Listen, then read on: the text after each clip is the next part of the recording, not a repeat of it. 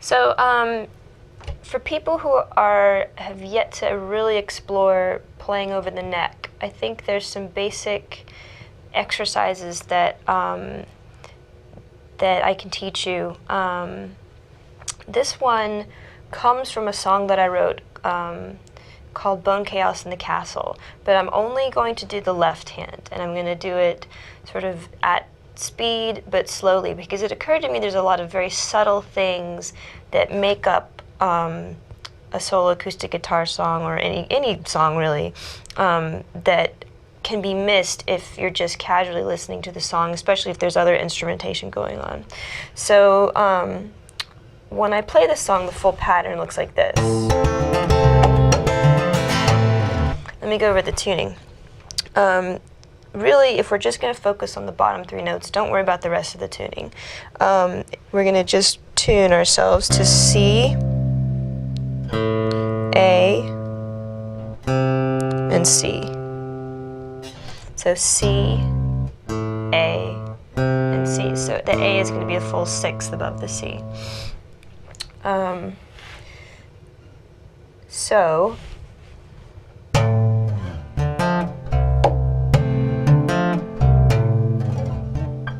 really the first part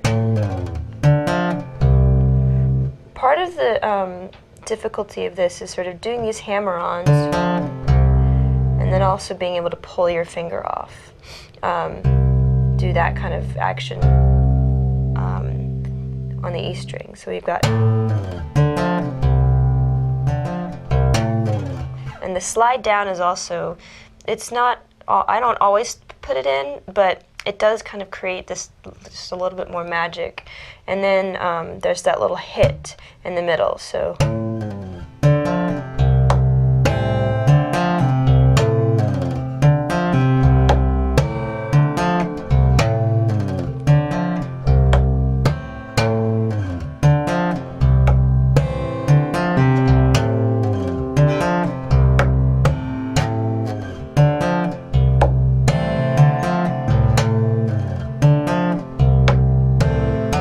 just pay attention to the sort of some of the details of what I'm doing.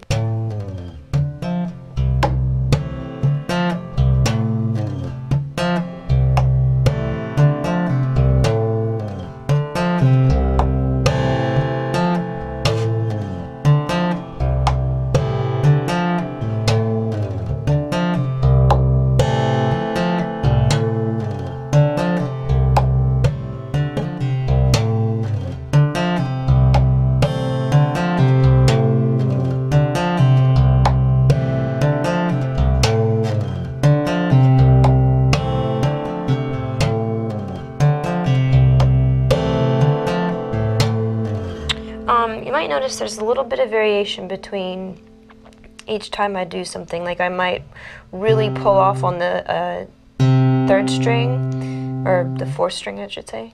Yeah, I would really pull off on the fourth string. And sometimes I don't at all. Sometimes when I do my hit, just that part, I will try to hit the harmonics, or I'll just do a kind of a mute type of hit where, you know, you just leave your fingers on enough for it to not ring, or sometimes really loud. And I think this just provides, it makes the song more organic. It doesn't sound as I'm always about, you know, sort of precision without too much precision, because I think too, you know, when you're playing in this style, especially the percussive style, too much precision creates this, you know, sterile feel to it. So I see no problem in mixing it up a little bit and not playing the same thing twice, or just you know, doing subtle variations in what you do to make the song feel more organic. So let's just go back over that one more time.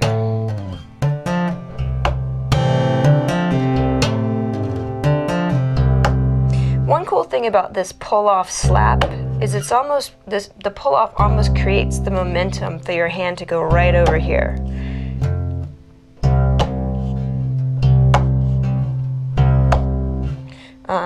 You can kind of practice that just a little bit.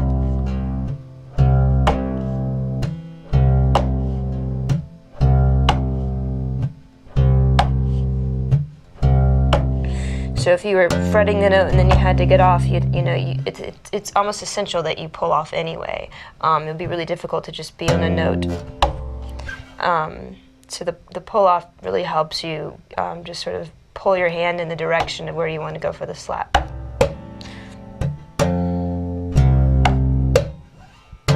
So just practice that.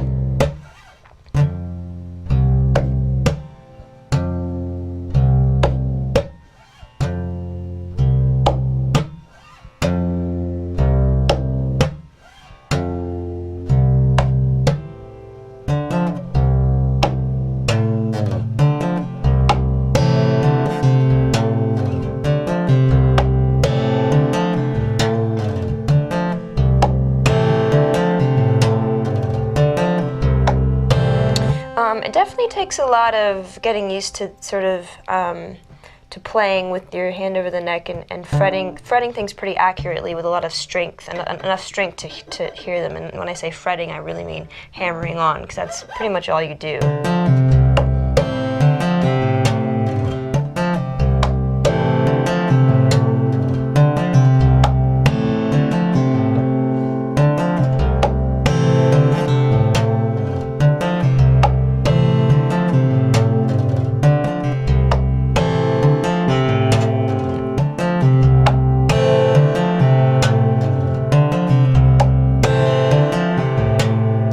So I think that's a good exercise to practice just that technique, which can help you to change the tuning and to build your own bass lines or your own techniques of sort of going back and forth. Whether it's doing this kind of thing or just doing stuff like there's lots and lots of variations you can do, obviously. But it is just an interesting way to sort of get started into that kind of feel. And then of course when you put things together with the right hand, it gets more complicated. But focus on the left hand first for this exercise.